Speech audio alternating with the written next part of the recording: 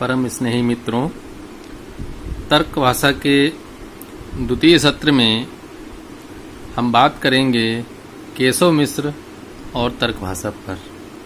पिछले सत्र में षड दर्शनों पर बात की थी।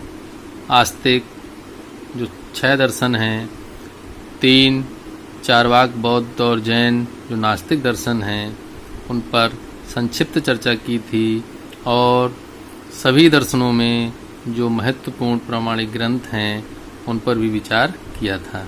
कौन कौन से दार्शनिक हुए हैं उनकी चर्चा भी की थी। आज के सत्र में तर्क भाषा पर विचार करते हैं। तर्क भाषा के प्रणेता हैं केशव मिश्र। देखिए, केशव मिश्र के समय और स्थान के विषय में अन्य विद्वानों के विचार अलग अलग हैं, मतैक्य नहीं हैं, परंतु संक्षिप्त रूप से मैं आपको बताना चाहता हूँ, सार रूप में परीक्षा की दृष्टि से केवल, कि एक तो ये कहा जाता है कि अभिनव वाचस्पति के प्रपौत्र थे। कौन? केशव मिश्र। केशव मिश्र जिन्होंने तर्क भाषा की रचना की, उनको कहा जाता है कि अभिनव वाचस्पति के प्रपौत्र थे। इसके बाद देखिए, एक टीका है तर्क भाषा प्रकाश नाम की टीका है, तर्क भाषा प्रकाश। ये तर्क भाषा प्रकाश नाम की जो टीका है, ये गोवर्धन ने लिखी है। किसने लिखी है? गोवर्धन ने लिखी है। तो ऐसा कहा जाता है कि गोवर्धन के जो गुरु थे वो केशव मिश्र थे। कौन थे? कि केशव मिश्र गोवर्धन के गुरु थे। गोवर्धन कौन? जिन्होंने तर्क भाषा प्रकाश नाम की टीका लिखी। केशव मिश्र के पिता का नाम बलभद्र था, ऐसा कहा जाता है। देखिए, यहाँ पर लिखा है कि केशव मिश्र की तिथि का संबंध इस विषय में किसी सीमा तक अनुमान का आश्रय लिया जा सकता है। तात्पर्य क्या है कि उनके समय के लिए केवल अनुमान का ही आश्रय लिया जा सकता है। उन्होंने अपने ग्रंथ में कहीं पर भी अपना परिचय नहीं दिया है। केशव मिश्र ने असिद्ध हेत्वाभास के संदर्भ में नाम उल्लेख किया है उदयनाचार्य का। किसका उल्लेख किया है? उदयनाचार्य का उल्लेख किया है। फिर ऐसा माना जाता है कि केशव मिश्र के समय की पूर्व सीमा उदयनाचार्य का समय था। तो उदयनाचार्य का जो समय है वो कौन सा समय है? 10वीं शताब्दी है। तो उदयनाचार्य का समय 10वीं शताब्दी है। इसके पश्चात ही केशव मिश्र का समय रहा होगा, ऐसा अनुमान है। ऐतिहासिक मतों को प्रमाण मानते हैं, उस आधार पर भी विद्वानों ने चर्चा की है। तो अंत में समय निकलता है केशव मिश्र का समय 1000 ईस्वी से 1400 ईस्वी के मध्य माना जाता है, ऐसी संभावना है। मैंने प्रारंभ किया था, वहाँ पर भी मैंने आपको बताया था कि 1300 ईस्वी तर्क भाषाकार केशव मिश्र का समय रहा होगा। मैंने बताया था 13वीं शताब्दी में केशव मिश्र हुए, ऐसी संभावना है। जो तर्क भाषा ग्रंथ है, एक प्रकरण ग्रंथ है, न्याय वैशेषिक का प्रकरण ग्रंथ है और बहुत ही महत्वपूर्ण प्रकरण ग्रंथ है। उस पर बहुत सी टीकाएं भी लिखी जा चुकी हैं। तो देखिए, जो टीका हैं और टीकाकार हैं उनके नाम बहुत महत्वपूर्ण है, परीक्षा में पूछे जा सकते हैं। उज्ज्वला टीका, तर्क भाषा की उज्ज्वला टीका, जिसके लेखक कौन है? गोपीनाथ हैं। तत्व प्रबोधिनी टीका, लेखक गणेश दीक्षित। तर्क कौमुदी टीका, दिनकर भट्ट। और अभी जो पीछे नाम लिया था गोवर्धन मिश्र का, उनकी टीका है तर्क भाषा पर, तर्क भाषा प्रकाश। तो तर्क भाषा प्रकाश जो टीका है गोवर्धन मिश्र की है। इस प्रकार टीकाएं बहुत हैं, लेकिन महत्वपूर्ण टीकाओं पर भी मैं बात करना चाह रहा था। और एक टीका है तर्क भाषा की टीका है सार मंजरी। ऐसे पूछा जा सकता है सार मंजरी किसकी टीका है? तो आप कहेंगे तर्क भाषा की टीका है। लोगों का मत है, ऐसा विश्वास है कि केशव मिश्र ने स्वयं ही तर्क दीपिका टीका लिखी थी। अब देखिए, तर्क भाषा और न्याय वैशेषिक संप्रदाय में महत्व। तो यहाँ पर संक्षिप्त रूप से समझ लेते हैं कि तर्क भाषा न्याय वैशेषिक संप्रदाय का प्रकरण ग्रंथ है। ये पहले मैं कई बार बता चुका हूँ। न्याय के पदार्थों की प्रधानता है इसमें। प्रकरण ग्रंथ में क्या होता है, किसी एक विषय पर विस्तृत बात की जाती है। तो इस प्रकरण ग्रंथ में न्याय के जो 16 पदार्थ हैं उनकी विवेचना की गई है। तो तर्क भाषा के आरंभ में ही बता दिया है कि न्याय के सिद्धांतों में बालकों को प्रवेश कराना तर्क भाषा का उद्देश्य है। देखिए यहाँ पर क्या लिखा है, न्याय के पदार्थों में वैशेषिक के पदार्थों का अंतर्भाव करने के लिए केशव मिश्र को ऐसी व्याख्या आवश्यक प्रतीत हुई। वस्तुतः उन्हें ऐसा प्रकरण ग्रंथ लिखना था जिसमें न्याय को आधार बनाकर न्याय वैशेषिक संप्रदाय के मंतव्यों का निरूपण किया जा सके। तो न्याय को आधार मानकर वैशेषिक के पदार्थों का भी उन्होंने वर्णन कर दिया है।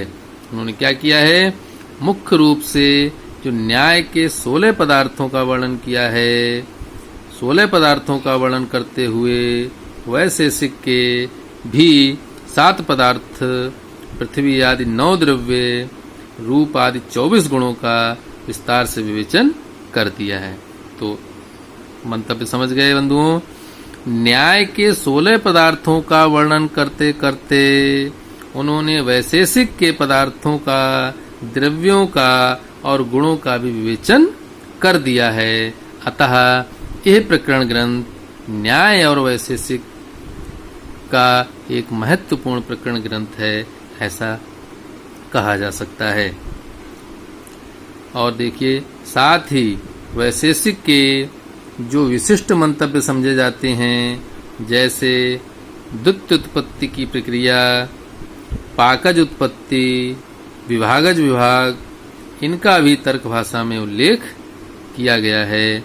अर्थात तर्क भाषाकार केशव मिश्र ने न्याय के 16 पदार्थों के साथ साथ वैशेषिक के विभिन्न मतों को, विभिन्न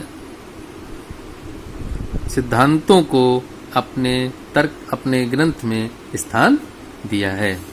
यहाँ पर देखिए, महत्वपूर्ण विषय वस्तु जो भूमिका की है वह बता देता हूँ। न्याय के अनुसार प्रमाण कितने हैं? 4। तो न्याय के अनुसार 4 प्रमाणों का निरूपण तर्क भाषाकार ने किया है। उन्होंने वैशेषिक का मत नहीं दिखाया है। तो तात्पर्य है कि तर्क भाषाकार दोनों न्याय और वैशेषिक को साथ लेकर चलना चाहते हैं, उनके मतभेदों पर विचार करना नहीं चाहते। जिन विषयों में न्याय तथा वैशेषिक का मतभेद है, तर्क भाषाकार ने किसी एक मत को निरूपित किया है, मतभेद को नहीं दिखाया है और पारस्पर जो उनका परस्पर विवाद बन सकता था उसका उल्लेख नहीं किया। अर्थात तर्क भाषाकार का प्रयास है कि न्याय और वैशेषिक की जो साम्य स्थितियां हैं उनका निरूपण किया जाए। इस प्रकार उन्होंने न्याय के 4 प्रमाणों का तो वर्णन कर दिया, लेकिन वैशेषिक के मत का उल्लेख नहीं किया। इस प्रकार तर्क भाषा में न्याय तथा वैशेषिक को अभिन्न मानकर दोनों के मतभेदों की ओर ध्यान न देकर सम्मिलित मंतव्यों का वर्णन किया गया है। देखिए, जो तर्क भाषाकार हैं उन्होंने अपने प्रकरण ग्रंथ में विभिन्न लोगों के जो मंतव्य हैं उनका भली प्रकार से उनकी समीक्षा की है। जैसे बौद्ध दर्शन के विभिन्न मत दिए हैं, मीमांसकों के भी दिए हैं, वेदांत के भी मतों का निराकरण उन्होंने जगह जगह पर किया है।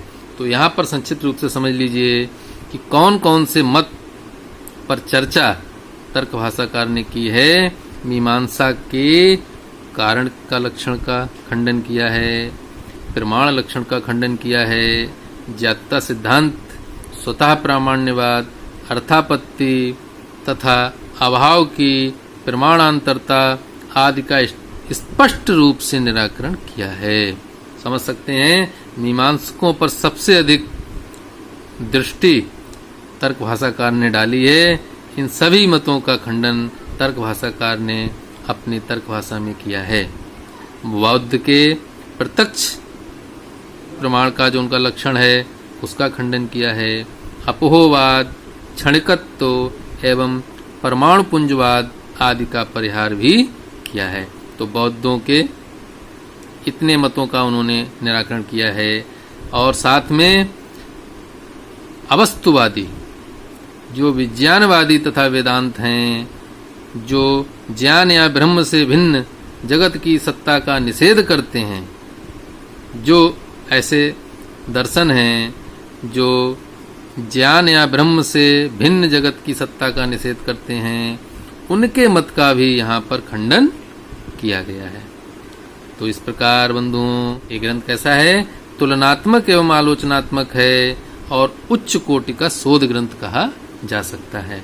बहुत ही स्पष्ट शब्दों में व्याख्याकार ने यहाँ पर लिख दिया है कि ये श्रेष्ठ शोध ग्रंथ है। और अंत में देखिए बहुत अच्छा है यहाँ पर, केशव मिश्र की तर्क भाषा न्याय वैशेषिक संप्रदाय का अद्वितीय ग्रंथ है। यह न्याय वैशेषिक का प्रवेश द्वार है, भारतीय दर्शन का प्रदीप है। इस प्रकार बंधुओं, तर्क भाषा की जो भूमिका थी उस पर मैंने चर्चा की। अब तर्क भाषा को प्रारंभ करते हैं। उपोद्घात में ग्रंथ का प्रयोजन दिया गया है, जो आरंभ है, प्रस्तावना है। तो तर्क भाषाकार ने अपना प्रयोजन बताया है। क्या? बालोपि, बालक भी, यो जो बालक भी न्याय के मार्ग में प्रवेश करने के इच्छुक हैं, प्रवेश करना चाहते हैं, जो बालक नया दर्शन में प्रवेश करना चाहते हैं, वांछति चाहते हैं, अलसहा बालोपि, अलसहा बालो आलसी बालक, अलसहा बालो आलसी बालक न्याय दर्शन में प्रवेश करना चाहते हैं। कैसे? अल्पेन श्रुतेन, अल्पेन श्रुतेन, अल्प अभ्यास से, अल्प अध्ययन से, थोड़े से प्रयास से न्याय मार्ग में प्रवेश करना चाहते हैं। तस्य कृते, उनके लिए, तस्य कृते, उनके लिए, मया मेरे द्वारा ऐसा ये तर्क भाषा प्रकाशित की जा रही है। ये तर्क भाषा प्रकाशित की जा रही है। और तर्क भाषा कैसी? संक्षिप्त युक्ति अनुवित, संक्षिप्त युक्तियों से युक्त। तो संक्षिप्त युक्तियों से युक्त सार रूप में यह तर्क भाषा मेरे द्वारा प्रकाशित की जा रही है। किनके लिए? जो अल्प अभ्यास से न्याय दर्शन में प्रवेश करना चाहते हैं, उनके लिए। तो यहाँ पर तर्क भाषाकार ने उपोद्घात में अपना प्रयोजन स्पष्ट कर दिया है कि ये तर्क भाषा किनके लिए लिखी गई है, बनाई गई है। तो यहाँ पर देखिए, जो तर्क भाषा नाम है तर्क, तो तर्क पर देखिए कहा गया है विभिन्न विद्वानों की क्या मत हैं। व्याख्याकारों ने तर्क के क्या अर्थ दिए हैं। तर्क शब्द का अर्थ पदार्थ किया है, व्याख्याकारों ने व्युत्पत्ति की है। तर्क शब्द का अर्थ पदार्थ है। और सबसे महत्वपूर्ण जो आप देखेंगे, जो तर्क भाषा प्रकाश टीका है, टीकाकार हैं तर्क भाषा प्रकाश का जो टीका है गोवर्धन मिश्र की, उन्होंने क्या लिखा है? तर्क का अर्थ दिया है प्रमाण आदि षोडश पदार्थ। तर्क का अर्थ है प्रमाण आदि षोडश पदार्थ। और अन्नम भट्ट ने तर्क संग्रह दीपिका में भी तर्क शब्द का यही अर्थ दिया है। तो तर्क शब्द का क्या अर्थ है? प्रमाण आदि षोडश पदार्थ, ये भी आप जान लीजिए। बंधुओं, ऐसा भी अनुमान है जब तर्क भाषा को लिखा गया उस समय तर्क शब्द न्याय विद्या या न्याय शास्त्र के रूप में प्रचलित हो चुका था। अतः केशव मिश्र ने अपने ग्रंथ का नाम तर्क भाषा रखा। कैसे तर्क शब्द प्रचलित हो चुका था? प्रमाण रूप में आप देखिए, जैसे तर्क संग्रह अन्नम भट्ट का, तर्कामृत जगदीश तर्कालंकार का, तर्क कौमुदी लौहाक्षी भास्कर का। तो केशव मिश्र से पहले ये ग्रंथ लिखे जा चुके थे जिनमें तर्क को आधार माना गया था। अतः तर्क एक ऐसा शब्द था जो कि न्याय विद्या या न्याय शास्त्र के रूप में प्रचलित हो चुका था। अतः हो सकता है इसी आधार पर केशव मिश्र ने अपने इस ग्रंथ का नाम तर्क भाषा रखा हो। तो बंधुओं, अब यहाँ पर प्रयोजन बताया, तो प्रयोजन में भी आपको पता होना चाहिए। जो अनुबंध के विषय में आपने सुना होगा कि अनुबंध 4 होते हैं। अनुबंध चतुष्टय के नाम से आपने सुना होगा। जिन लोगों ने अनुबंध चतुष्टय को नहीं सुना है, संक्षिप्त रूप में अभी समझ लें। वेदांत सार में अनुबंध चतुष्टय की बहुत अच्छी व्याख्या की गई है। जो भी विद्वान अपना कोई ग्रंथ लिखना प्रारंभ करते हैं, अनुबंध चतुष्टय पर अपना विचार अवश्य व्यक्त करते हैं। तो यहाँ पर भी इस ग्रंथ का अनुबंध चतुष्टय क्या है वो हमको पता होना चाहिए। तो बंधुओं, सबसे पहले तो ये पता होना चाहिए कि अनुबंध चतुष्टय क्या है। तो अनुबंध चतुष्टय में एक तो अधिकारी का तात्पर्य कि इस ग्रंथ को पढ़ने के पात्र कौन है, कौन लोग इन ग्रंथों को पढ़ेंगे। तो इस ग्रंथ को पढ़ने के अधिकारी कौन है, वो अधिकारी होता है।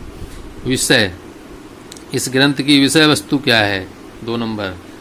एक हो गया अधिकारी, दूसरा हो गया विषय, तीसरा हो गया संबंध।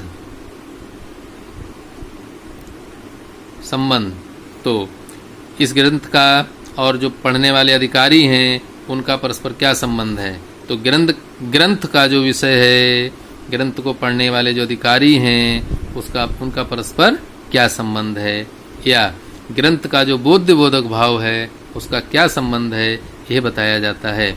और एक अनुबंध है प्रयोजन। कौन सा? प्रयोजन। तो ग्रंथ का प्रयोजन क्या है बताया जाएगा। इस प्रकार बंधुओं, अधिकारी, विषय, संबंध और प्रयोजन, ये 4 अनुबंध होते हैं जिनको अनुबंध चतुष्टय कहते हैं। तो अधिकारी कौन है अभी आपने समझ लिया। इस ग्रंथ के ऐसे आलसी या ऐसे बालक जो परिश्रम से बचना चाहते हैं और न्याय दर्शन में प्रवेश चाहते हैं, न्याय शास्त्र में प्रवेश चाहते हैं, वो कौन है? वो अधिकारी हैं। और विषय क्या है? विषय अभी बताता हूँ। प्रमाण आदि जो 16 पदार्थ हैं वह इस ग्रंथ का विषय है। देखिए, तर्क भाषा नामक ग्रंथ का विषय है प्रमाण आदि 16 पदार्थ। विषय हो गया और अधिकारी हो गया। कौन अधिकारी हो गए? जो न्याय शास्त्र में प्रवेश करना चाहते हैं।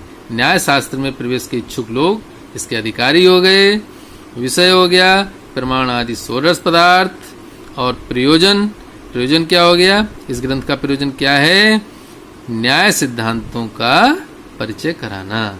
तो प्रयोजन हो गया न्याय सिद्धांतों का परिचय कराना। और संबंध क्या है? संबंध है, देखिए बंधु, विषय और ग्रंथ का प्रतिपाद्य प्रतिपादक भाव संबंध है। अर्थात ये ग्रंथ प्रमाण आदि का प्रतिपादक है। अधिकारी तथा ग्रंथ का बोधक भाव यहाँ पर संबंध है। अनुबंध चतुष्टय को मैंने स्पष्ट किया। अधिकारी, विषय, संबंध और प्रयोजन तर्क भाषा के आधार पर कौन है। अब देखिए, इस ग्रंथ का जो प्रयोजन है कि न्याय के सिद्धांत में प्रवेश कराना, प्रारंभ भी 16 पदार्थों है तर्क भाषाकार केशव मिश्र ने। और न्याय का प्रथम सूत्र सर्वप्रथम दिया है। देखिए, प्रमाण, प्रमेय, संशय, प्रयोजन, दृष्टांत, सिद्धांत, अवयव, तर्क, निर्णय, वाद, निर्णय और वाद। इसके बाद जल्प, वितंडा, हेत्वाभास, छल, जाति और निग्रह स्थान। ये 16 पदार्थ होंगे। अभी आप गिनेंगे तो 16 बनेंगे। के तत्व ज्ञान से निःश्रेयस अधिगमा, के तत्व ज्ञान से निःश्रेयस अधिगम अर्थात प्राप्त होता है। के तत्व ज्ञान से निःश्रेयस का मतलब होता है मोक्ष। के तत्व ज्ञान से निःश्रेयस अर्थात मोक्ष की प्राप्ति होती है। न्याय सूत्र, देखिए प्रथम न्याय सूत्र को यहाँ पर सर्वप्रथम उल्लिखित किया है। और यहाँ लिखा है इति न्यायस आदिमम सूत्रम, यह न्याय का पहला सूत्र है। इस प्रकार बंधुओं आप समझ सकते हैं कि न्याय के पहले सूत्र को सर्वप्रथम दिया, क्योंकि तर्क भाषाकार का प्रयोजन है कि न्याय शास्त्र में प्रवेश कराना। तो न्याय शास्त्र के जो 16 पदार्थ हैं उन 16 पदार्थों का नाम यहाँ पर दिया गया है। आप एक बार फिर से दोहरा लीजिए, याद होने चाहिए क्या? प्रमाण, प्रमेय, संशय, प्रयोजन, दृष्टांत, सिद्धांत, अवयव, तर्क, निर्णयवाद, जल्प, वितंडा, हेत्वावाद, छल जाति, निग्रह स्थान। तो इस प्रकार 16 पदार्थ होंगे और 16 पदार्थों के तत्व ज्ञान से मोक्ष की प्राप्ति होती है, ऐसा कहा गया। यहाँ प्रमाण से लेकर निग्रह स्थान तक 16 शब्दों का द्वंद्व समास है। कौन सा समास है? द्वंद्व समास है। आगे देखते हैं, जो निःश्रेयस शब्द आया है उसके लिए क्या कहा है? निःश्रेयस अर्थात मोक्ष। इसकी व्युत्पत्ति क्या दी है? निश्चितम श्रेया, निश्चित रूप से श्रेय, निश्चित रूप से कल्याण हो, जो निश्चित रूप से कल्याणकारी है। तो निश्चितम श्रेयः निःश्रेयसम अर्थात मोक्ष, इसका अर्थ लिया गया है। और अधिगम, अधिगम शब्द का अर्थ क्या लिया गया है? प्राप्ति। तो 16 पदार्थों के तत्व ज्ञान से मोक्ष की प्राप्ति होती है, ऐसा कहा गया। इन्होंने यहाँ पर लिखा है तत्व ज्ञान से मोक्ष प्राप्ति होती है। इसका अभिप्राय ये नहीं है कि तत्व ज्ञान होते ही मोक्ष हो जाता है, अपितु तत्व ज्ञान से मिथ्या ज्ञान की निवृत्ति होती है। तत्व ज्ञान से किसका नाश होता है? मिथ्या ज्ञान का नाश होता है, और मिथ्या ज्ञान के नाश से दुख आदि का नाश होता है। मिथ्या ज्ञान से के नाश से दुख आदि का नाश होने पर क्रमशः मोक्ष की प्राप्ति होती है। तो इसको इस तरीके से उन्होंने समझाया है। न्याय सूत्र भी है क्या? दुख जन्म प्रवृत्ति दोष मिथ्या ज्ञाना नाम उत्तरोत्तरापाये तदंतरा अपायात अपवर्ग। इस प्रकार मोक्ष की प्राप्ति होगी। केवल तत्वों के ज्ञान से मोक्ष की प्राप्ति नहीं होगी। तत्व ज्ञान से क्या होगा? तत्व ज्ञान से मिथ्या ज्ञान का नाश होगा, इस प्रकार बताया है।